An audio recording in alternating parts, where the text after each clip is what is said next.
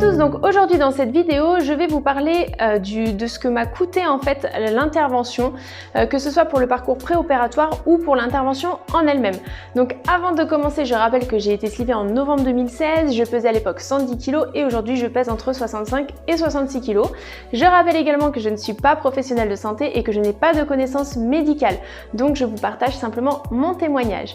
Et puis enfin, je fais cette vidéo simplement parce qu'il y a beaucoup de nouveaux abonnés sur la chaîne qui sont en parcours préopératoire et vous me posez pas mal de questions, donc j'essaye de vous apporter des réponses un peu plus détaillées. Voilà. Alors en ce qui concerne le coût, en parcours préopératoire, en fait, je n'ai pas eu de dépenses, je dirais vraiment significatives, importantes. Les dépenses que j'ai pu avoir, ce sont sur des consultations pour lesquelles il y avait des dépassements d'honoraires, qui n'étaient pas forcément pris 100% en charge par ma mutuelle, Donc là, il me restait parfois quelques euros à ma charge, ça pouvait être 10, 15 euros. Ça a rarement été au-delà de ça. Mais sinon, je n'ai pas eu d'autres dépenses vraiment très importantes. Une dépense que j'ai eue qui n'était pas remboursée, c'est la consultation avec la psychologue. Donc là, par contre, effectivement, ça a été totalement à ma charge. Donc une séance, ça suffit. Mais effectivement, si dans votre parcours, vous avez plusieurs séances à faire, et bien effectivement, là, du coup, ça peut être une dépense qui peut finalement représenter quand même pas mal d'euros, comme on peut dire. Ensuite, en ce qui concerne l'intervention en elle-même, donc j'ai été opérée dans un hôpital public.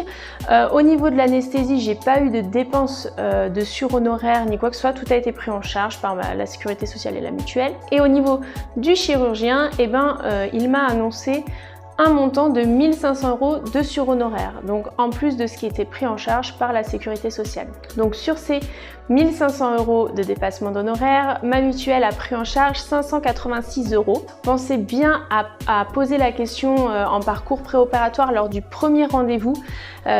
Posez bien cette question, à savoir s'il y a des surhonoraires, de quel montant ils sont, parce que les montants de surhonoraires peuvent varier d'un praticien à l'autre.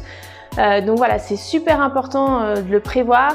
Il y a parfois aussi des mutuelles qui font des demandes d'entente préalable auxquelles il faut qu'on envoie des devis, etc. Pour lequel il y a des petites démarches à accomplir pour que ce soit pris en charge. Donc voilà, bien penser à poser ces questions-là parce que voilà, ça reste une dépense qui est importante. Donc voilà, pour le coup, c'est important aussi de pouvoir anticiper et prévoir. Il y a aussi des établissements, notamment des établissements publics dans lesquels il n'y a pas de surhonoraires. Donc voilà, là aussi, c'est un autre cas, mais en tout cas, en ce qui me concerne, il y en avait et la majorité d'entre vous me disent en avoir aussi. Donc voilà, c'est pour ça que je donnais les détails. Ensuite, sur le parcours post-opératoire, donc au niveau des consultations, je dirais qu'on se retrouve dans le même cas de figure que pour le parcours préopératoire.